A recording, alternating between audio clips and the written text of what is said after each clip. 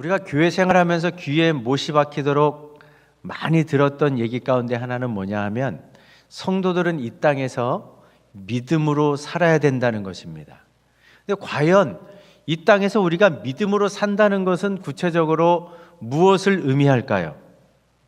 우리가 이미 경험하고 있지만 믿음으로 산다는 것이 인생의 어떤 어려움이나 고난 없이 항상 꽃길만을 걷는다는 것을 의미하지 않습니다.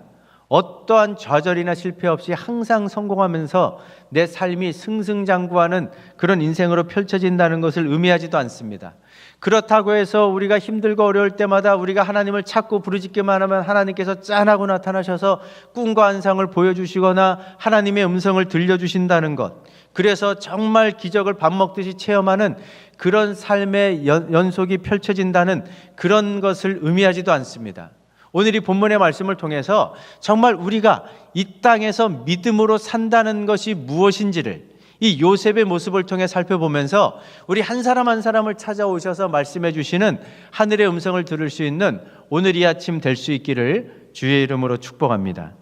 우리가 이 땅에서 믿음으로 산다는 것이 무엇인지에 대한 답을 얻으려면 우리가 날마다 마주대하며 살고 있는 이 세상이 어떤 곳인지를 알아야 합니다. 성도가 이 땅에서 마주대야 하는 삶의 현실은 어떤 것입니까? 이미 전도서 기자가 우리뿐만 아니라 이 땅에 사는 모든 사람들이 이 땅에서 어떤 일을 겪는지에 대해서 하나님께서는 형통과 곤고, 이 기쁨과 슬픔, 이 두 가지 일을 뒤섞여 놓고 우리 삶 가운데 펼쳐 보이시기 때문에 우리가 한 치 앞도 내다볼 수 없고 미래를 예측할 수 없는 그런 인생사가 펼쳐진다는 것을 전도서 기자가 이미 우리에게 일러주고 있습니다. 근데 여기에 더해서 예수님께서는 한 가지를 덧붙여 갖고 성도들은 이 땅에서 세상 사람들보다 더 큰 어려움을 만날 수밖에 없고 그 고난을 겪을 수밖에 없다는 사실을 말씀해 주시면서 그 이유가 무엇인지에 대해서 요한복음 15장 18절 19절에서 이렇게 말씀하고 있죠. 같이 한번 읽어보십니다. 세상이 너희를 미워하거든 너희보다 먼저 나를 미워하였다는 것을 알아라. 너희가 세상에 속하였다면 세상은 너희를 사랑할 것이다. 그러나 너희는 세상에 속하지 않았기 때문에 세상이 너희를 미워한다. 형통과 공고함이 겹쳐가지고 뒤죽박죽된 그런 형태로 우리 삶 가운데 펼쳐지는 것은 모두에게 공통된 요소지만 예수 믿는 사람들은 거기에 한 가지 더해갖고 우리는 소속이 하나님께 속해 있지만 우리가 발을 딛고 살아가는 세상은 마귀에게 소속되어 있다 보니까 세상이 성도들을 미워할 수밖에 없고 그러다 보면 그 미움 때문에 이 땅에서 교회와 성도들은 세상 사람들보다 훨씬 더 많은 어려움과 고난에 처해질 수밖에 없다는 것이 예수님의 가르침입니다. 오늘 본문에 등장하는 요셉이 이 땅에서 발을 딛고 살아가는 성도들의 현실을 아주 극적으로 잘 보여주고 있습니다. 요셉은 아무런 잘못도 하지 않았는데 형들에 의해서 애굽의 노예로 팔려갔습니다. 요셉은 아무런 잘못도 하지 않았는데 보디발의 아내의 모함 때문에 누명을 뒤집어 쓰고 감옥에 수감된 이 요셉의 상황이 이 땅에서 성도들이 맞닥뜨리는 우리의 엄연한 현실이라는 것을 일깨워주고 있는 거죠. 그러면 이런 암울한 현실, 때로는 어려움이 가중되는 현실, 이해할 수 없는 상황들이 시대대로 펼쳐지는 이 현실 속에서 우리는 어떻게 살아야 될까요? 어떻게 사는 것이 믿음으로 사는 것일까요? 요셉은 아버지의 사랑받는 아들에서 하루아침에 노예 신세로 전락하고 말았습니다. 그야말로 하루아침에 쫄딱 망했습니다. 요즘 용어대로 하면 폭망했습니다. 여러분 한번 생각해 보세요. 내가 요셉이라면 사랑받는 아들로 살다가 어느 날 갑자기 노예로 팔려가고 있어요. 아무런 죄도 잘못도 하지 않았는데 누명을 뒤집어 쓴 채로 지금 감옥에 들어가 있습니다. 이런 상황을 맞닥뜨리게 됐을 때 요셉도 하나님 앞에 많은 질문을 던지지 않았겠습니까? 하나님, 한 번도 아니고 영거포 이런 고난을 허락하시는 이유가 무엇입니까? 하나님, 이 상황 속에서 하나님은 도대체 무슨 일을 하고 계십니까? 나에게 관심이나 있으십니까? 나를 정녕 사랑하십니까? 내 문제를 알고나 계십니까? 이 문제를 해결하실 능력이 과연 있으신 분입니까? 수많은 질문을 던지지 않았겠습니까? 그런데 요셉이 현실에서 목격한 것은 무엇입니까? 자신이 던지는 그 수많은 질문에 대해서 하나님은 어떤 대답도 하지 않으십니다. 우리 생각에는 그 노예로 살아가던 어느 날, 감옥에 수감되어 있던 어느 날 하나님이 찾아오셔갖고 짠하고 나타나셔서 요셉아 힘들지? 13년만 다 기다려라. 그러면 불같은 시련을 통과하고 나면 너가 애굽의 총리가 돼가지고 너희 가족과 주변 민족들을 살리는 그 위대한 일에 쓰임받게 될 것이다. 이렇게 말씀이라도 해주셨으면 얼마나 좋았겠습니까마는 이런 일은 현실에서 일어나지 않았습니다. 이게 바로 우리가 현실에서 맞닥뜨리는 삶의 현장이에요. 우리도 크고 작은 어려움에 봉착합니다. 어려운 문제를 만납니다. 때로는 고난의 수렁으로 빠져들기도 합니다. 그럴 때 우리도 요셉처럼 하나님 앞에 묻습니다. 질문을 던집니다. 도움을 요청합니다. 그런데 대다수의 많은 경우 하나님은 우리가 묻는 질문에 대해서 아무런 대답을 내놓지 않으세요. 침묵으로 일관하세요. 이런 상황이 지속적으로 펼쳐질 때 우리가 어떻게 살겠느냐는 거죠. 이런 상황 속에서 요셉은 어떻게 살았을까요? 이 본문을 살펴보면 이런 이해할 수 없는 삶의 환경 한가운데로 내몰렸던 요셉이 하지 않았던 일이 있고 했던 일이 있습니다. 먼저 하지 않았던 일은 뭐냐? 하나님을 불신하면서 불평하고 원망하는 일을 하지 않았습니다. 세상을 탓하면서 또 아버님의 품 안에서 사랑을 독차지하던 그때 그 시절만 그리워하면서 지금 내 삶 가운데 펼쳐진 어려움, 그 어려운 상황들을 신세 한탄을 하고 신세 타령을 하고 그러면서 세월을 허송세월하지도 않았습니다. 미움과 원망의 마음을 가지고 내가 때가 되면 반드시 형들을 복수하고 말겠다는 그런 생각에 사로잡혀 있지도 않았습니다. 자기 자신에 대한 삶을 비관하고 그래서 좌절하고 절망하고 낙심하는 그런 깊은 나락의 수렁으로 빠져들지도 않았습니다. 그가 한 일이 뭡니까? 그는 노예입니다. 죄수입니다. 정말 제한된 환경에 할 수 있는 일도 제한되었습니다. 그럼에도 불구하고 그가 주어진 환경 속에서 할 수 있는 최선을 다하면서 성실하게 정직하게 누구보다 열심히 사는 이 일을 하고 있었다는 거예요. 이걸 어떻게 알 수 있습니까?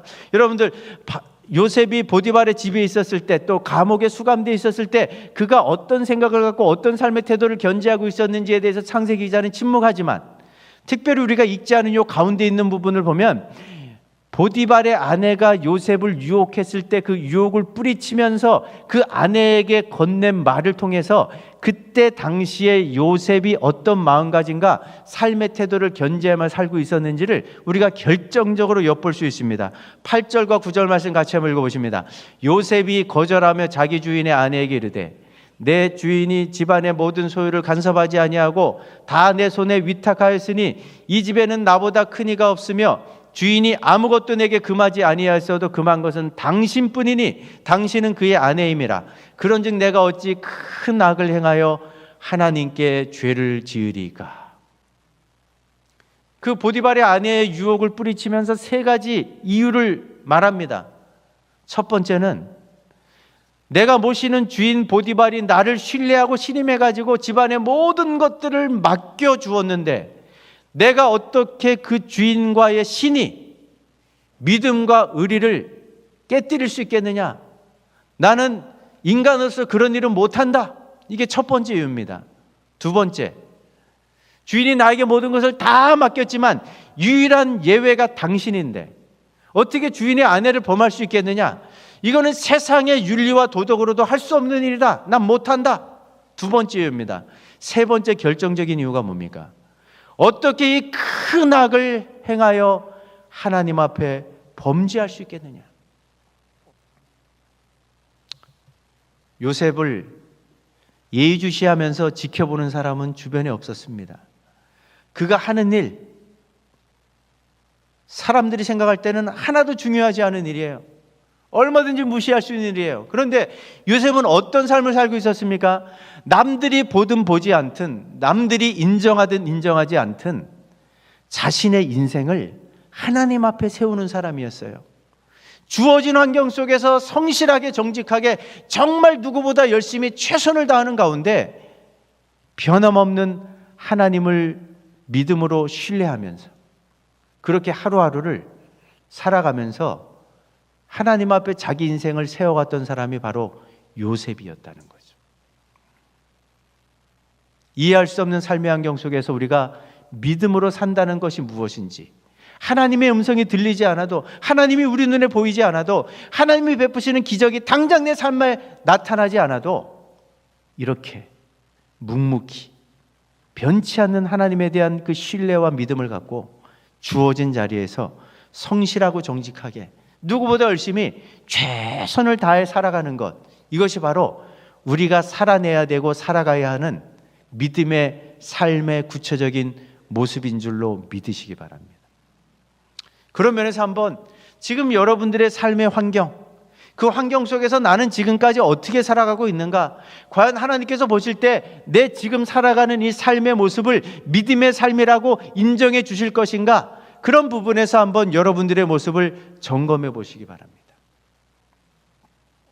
마지막 세 번째, 그러면 이렇게 이해할 수 없는 환경으로 끝도 없이 내몰리는 요셉, 나름대로 하나님을 끝까지 변치 않는 믿음으로 견지하면서 그 자신의 일들을 성실하게 수행하고 있던 이 요셉, 그야말로 고분분투하고 있는 이 요셉을 위해서 하나님은 도대체 어디서 무엇을 하고 계셨을까? 팔짱만 끼고 구경만 하셨을까요? 나몰라라 하고 수수방관하셨을까요? 그렇지 않습니다. 누구보다도 열심히 요셉을 위해 일하고 계셨던 분이 하나님이십니다. 오늘 본문을 보면 가장 먼저 하나님이 요셉을 위해 하신 일은 뭐냐? 요셉 주변에 있는 사람들의 마음을 움직이셨습니다. 보디발이 수많은 노예들이 있을 텐데 가만히 지켜보니까 노예 중에 요셉이라는 청년이 남다른 성실함을 가지고 정직하게 누구보다 열심히 남들이 보든 보지 않든 최선을 다하는 것을 주목하기 시작했습니다. 그리고 요셉을 관찰하면서 요셉을 신뢰하기 시작했어요. 그래서 마음을 다 열고 집안의 제사를 비롯해서 모든 것을 다 맡길 수 있는 그런 자리로까지 이끌어 가신 분이 하나님이시죠. 요셉이 그렇게 성실하게 최선을 다하는데도 불구하고 수고한 것에, 땀 흘린 것에 열매를 거두지 못한다면 안타까운 일이잖아요. 그런 일이 발생하지 않도록 하나님께서 도와주신 거예요. 요셉이 보디발 집안의 모든 재산을 총괄하면서 가정 총무로 역할한 그때로부터 하나님께서 요셉과 함께 하시면서 어떤 은혜를 베풀어 주셨는지 오늘 창세기 기자가 5절에서 이런 이야기를 하죠. 같이 한번 읽어보십니다. 그가 요셉에게 자기의 집과 그의 모든 소유물을 주관하게 한 때부터 여호와께서 요셉을 위하여 그 애굽 사람의 집에 복을 내리심으로 여호와의 복이 그의 집과 밭에 있는 모든 소유에 미친지라. 하나님께서 요셉을 위하여, 요셉이 그 일을 관장한 그때로부터 보디발의 집안의 사람들과 재산, 밭, 소유물에 이르기까지 아주 세밀하게 관여하시면서 축복해 주셨다는 거예요. 이런 하나님의 함께하심의 이 은혜, 하나님의 일하심의 은혜는 여기에 머물지 않습니다. 나중에 누명을 뒤집어 쓰고 감옥에 수감됐을 때도 그 간수장에 수많은 죄수들이 있었을 텐데 누구보다 정직하고 성실하게 그 죄수 생활을 하고 있는 요셉을 주목하기 시작했습니다. 요셉에게 관심을 갖기 시작했습니다. 그래서 간수장이 요셉에게 호의를 베풀고 은혜를 베풀면서 결국은 그 죄수들을 다 관리할 수 있도록 옥중의 재반 사물을 믿고 다 맡기는 그런 자리로 나갈 수 있는 은혜를 베푸신 분도 하늘의 하나님이시라는 거죠.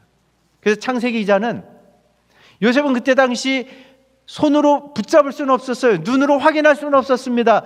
귀에 들려지진 않았습니다. 그러나 하나님께서 요셉을 위해 어떤 일을 하고 계셨는지, 얼마나 열심히 요셉을 위해 일하고 계셨는지를 오늘 창세기 기자가 우리 읽은 본문 속에서 4번씩이나 반복해서 강조해서 이야기하는 게 있습니다. 2절과 3절, 21절, 23절 같이 한번 읽어보실까요? 여호와께서 요셉과 함께 하심으로 그의 주인이 여호와께서 그와 함께 하심을 보며 여호와께서 요셉과 함께 하시고 이는 여호와께서 요셉과 함께 하심이라. 믿으십니까? 하나님께서는 고난의 불구덩이 속으로 내몰리는 요셉을 수수방관하지 않았습니다.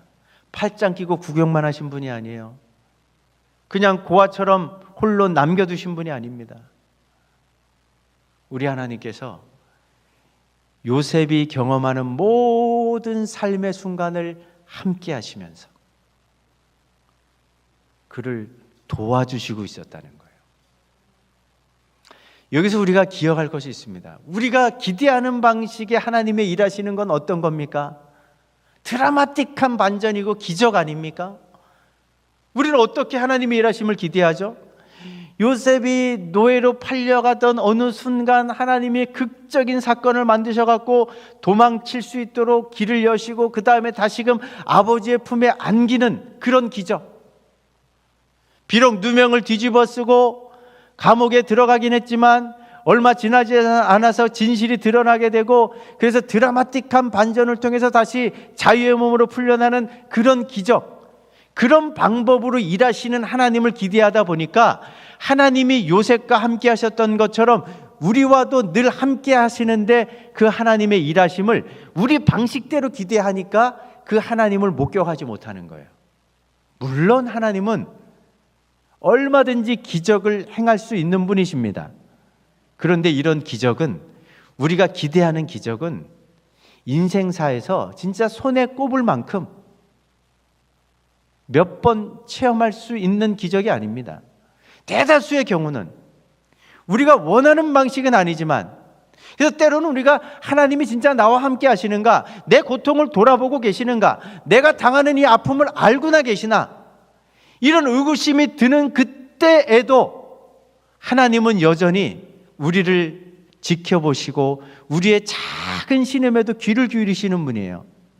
다윗이 고백하고 있는 것처럼 내가 사망의 음침한 골짜기 한가운데 들어간다 할지라도 그곳까지 쫓아와셔서 우리와 함께 해주시는 분이 우리가 믿는 하늘의 하나님인 줄로 믿으시기 바랍니다.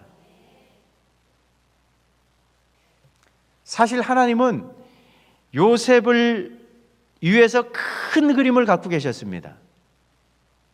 그 큰 그림은 이미 요셉이 17세 청소년의 나이 때 꾼 꿈을 통해서 드러나지 않았습니까?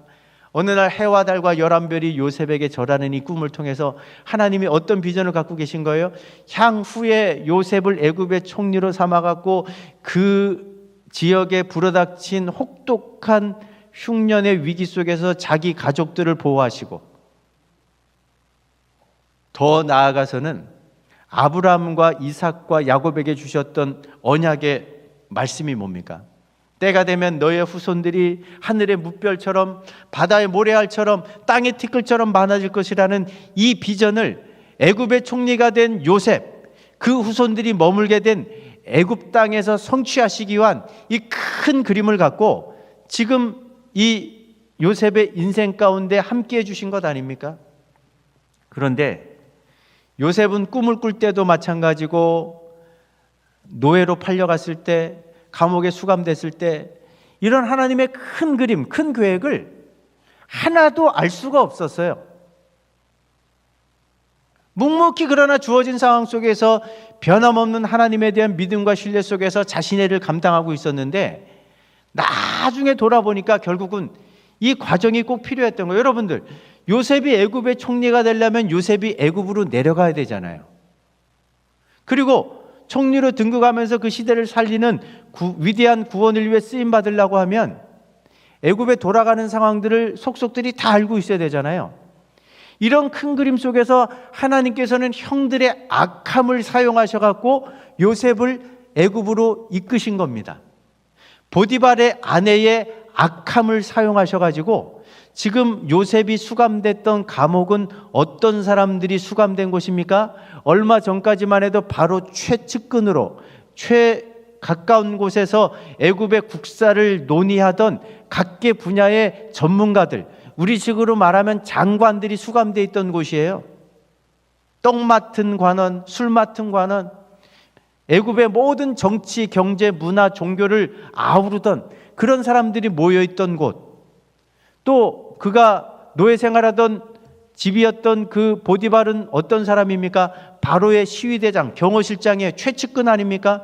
그러니까 요셉은 자신도 모르는 사이에 그 바로의 최측근인 시위대장의 집에 머물면서 애굽 왕실에서 벌어지는 크고 작은 일들을 속속들이 다 알게 됐어요. 감옥에 들어가는 그 시간을 통해서 많은 그 애굽의 고관대작들을 만나게 되면서 그들과 친분을 쌓게 되고 그들과 만남을 이어가게 되고 그들을 이렇게 또 만나서 또 여러 가지 상담도 해주는 그런 과정 속에서 애굽의 정치, 경제, 문화, 종교가 어떻게 돌아가는지 그 감옥 안에서 훤히 다 들여다보게 됐어요. 그야말로 하나님께서는 요셉을 위해서 요즘 말로 말하면 인텐시브 코스로 집중 학교를 여셔가지고 단기간에 애굽의 모든 것들을 섭렵할 수 있는 특별한 배움의 기회를 만들어 주신 겁니다. 만약에 이런 그림을 우리가 볼 수는 없지만 이해할 수 없다고 해서 그 13년 보내는 기간 동안 그냥 신세 타령이나 하고 그냥 남들 이렇게 눈치 보면서 대충 때우기 식으로 일을 했다면 하나님의 계획에 큰 차질이 빚어졌을 겁니다. 그런데 이렇게 도무지 이해할 수 없는 환경 속에서도 하나님에 대한 변함없는 그 신실한 믿음을 견지하면서 누구보다 성실히 정직하게 열심을 내면서 최선을 다했을 때 하나님께서 그 수고가 결코 헛되지 않도록 어떻게 빛을 발하게 하십니까? 나중에 우리가 잘 알고 있는 장면, 요셉이 바로 앞에 서게 됐을 때 그동안 갈고 닦았던 숨은 실력이 유감없이 발휘되는 장면을 우리가 목격하게 되지 않습니까? 창세기 41장 33절부터 36절까지 같이 한번 읽어오십니다. 이제 바로께서는 명철하고 지혜 있는 사람을 택하여 애굽 땅을 다스리게 하시고 나라 안에 감독관을 두어 장차올 풍년의 모든 곡물을 각 성읍에 쌓아두게 하소서. 이와 같이 애굽 땅에 이말 7해 흉년에 대비하시면 땅이 이 흉년으로 말미암아 망하지 아니하리이다. 이게 어느 장면입니까? 이제 하나님이 계획하신 결정적인 때가 되었을 때에 요셉이 바로에게 불려갑니다. 그리고 하나님이 알려주신 대로 바로의 꿈과 꿈을 해석해 줍니다. 여기까지는 하나님이 보여주신 장면이에요. 그런데 여기에 더해서 앞으로 다가오는 국가적인 재난을 어떻게 대처해 나가야 되는지에 대한 이 대책을 세우는 이 장면은 하나님이 꿈과 환상으로 보여준 게 아니에요. 너 이렇게 대책을 이야기해줘라 라고 하나님이 말씀하지 않으셨어요. 그런데 얼마나 전문적인 식견을 갖고 대안을 3가지로 제시하잖아요. 앞으로 이 애굽 땅에 불어닥칠 재난은 국가적인 재난이기 때문에 정말 이 재난을 반드시 극복하고야 말겠다는 그런 비전과 열정으로 가득 찬 사람, 그러면서도 그 충분한 지혜와 실력을 갖고 있는 탁월한 리더십 한 사람을 세워야 된다. 2번째 대안은 뭡니까? 근데 이 국가적인 재난은 한 사람의 힘으로는 극복할 수 없기 때문에 감독관들, 여러 팀워크를 발휘할 수 있는 사람들을 구성해야 된다. 마지막 3번째 대안은 뭡니까? 7년 풍년 동안 흥청망청 곡물을 다 낭비하지 말고 다가올 7년의 혹독한 흉년에 대비해가지고 곡물들을 애굽 전역에 있는 창고에 가득가득 쌓아 놓아야 된다. 이 3가지 대안을 듣게 됐을 때 바로뿐만 아니라 그 왕궁에 각계 분야의 전문가들, 우리식으로 말하면 장관들이 다 포진해 있었는데 요셉만큼 구체적이고 실질적이면서도 탁월한 대안을 제시하는 사람이 없었습니다. 이것보다 더 나은 대안을 제시하는 사람이 없었어요. 그래서 바로가 중심이 돼갖고 만장일치로 요셉이 총리로 등극하는 그런 장면이 나오잖아요. 여러분들, 이어서 우리가 꼭 기억할 것이 있습니다. 우리가 자칫 잘못하면 우리가 해야 할 일까지 하나님께 기도로 다 맡기는 분들이 있어요. 하나님의 일하심을 보려면 하나님이 해주시는 일이 있고 반드시 그 고난을 통과하면서 우리가 감당해야 되는 몫이 있습니다. 하나님은 요셉에게 바로가 꾼 꿈이 어떤 건지, 그 꿈의 의미가 무엇인지까지는 알려주셨지만 대안을 제시해 주진 않았습니다. 대안까지 야 받아 적어라, 이 3가지 대안을 얘기해라, 꿈과 환상으로 보여주시지 않았어요. 이 대안은 요셉이 지난 13년 동안 아무도 주목하지 않았지만 누구보다 성실하게 자신의 주어진 임무를 감당하면서 정직하게 최선을 다하면서 살았던 그 13년의 삶이 농축돼 있는 거예요. 그래서 전문성이 확보가 된 겁니다. 그래서 요셉이 대안을 제시했을 때 각계 분야의 전문가들이 입을 쫙 벌리면서 더 이상 할 말이 없었어요. 토를 달 필요가 없었어요. 하나님은 이런 과정들을 통해서 하나님의 일들을 이루어 가시고 성취해 가신다는 사실을 우리가 기억해야만 합니다.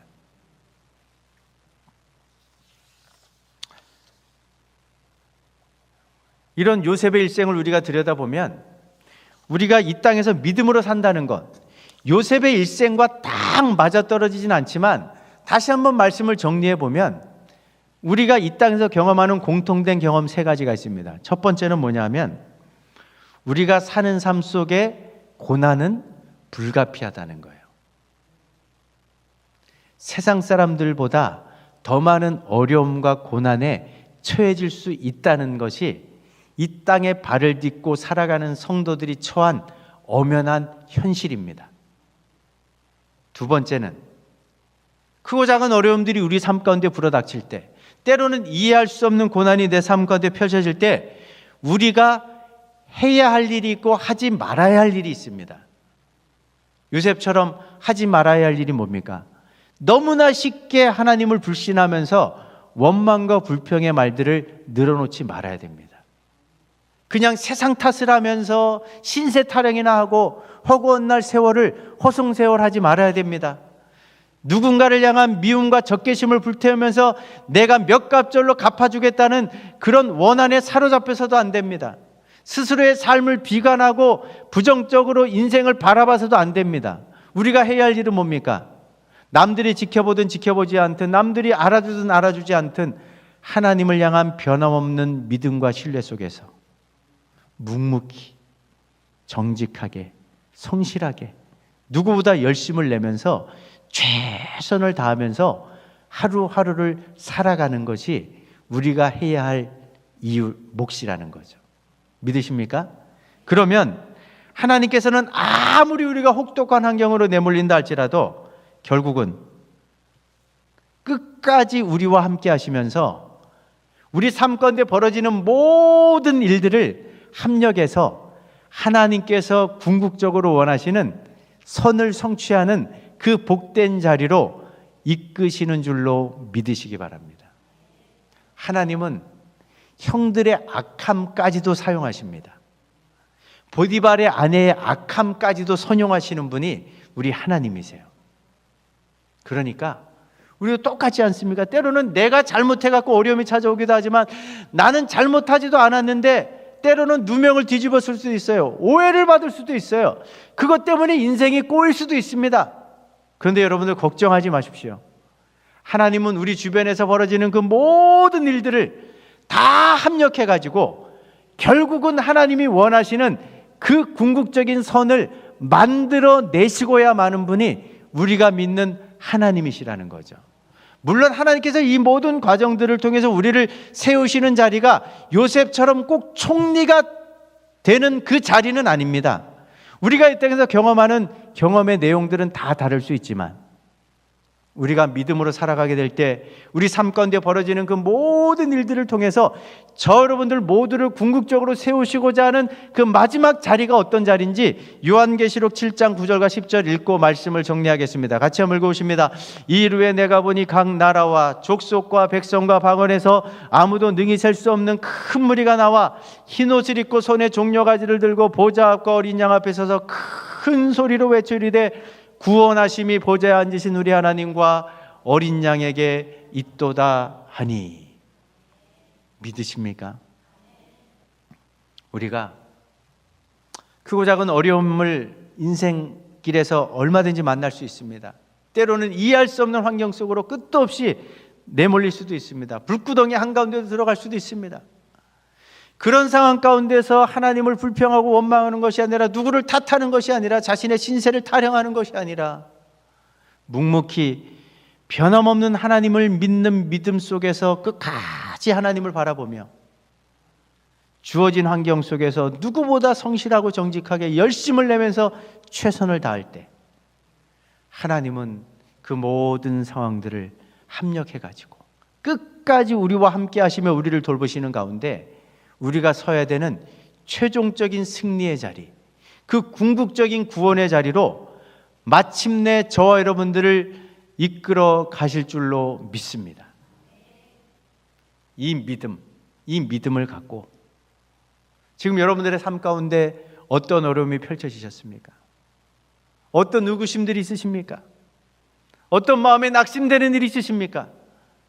한순간도 놓치지 않고 우리를 지켜보시고 우리와 함께 하신다는 이 하늘의 하나님에 대한 그 신실한 믿음을 견지하시면서 우리를 최종적인 구원의 자리로 이끄실 그 영광스러운 미래, 그 복된 미래를 내다보시면서 믿음으로 내 삶 가운데 펼쳐진 모든 어려움들을 헤쳐나가시면서 주님께서 원하시는 그 참된 믿음을 갖고 남은 인생 승리하는 축복의 주인공들이 우리 창운대교의 모든 성도들이 될 수 있기를 주의 이름으로 축복합니다.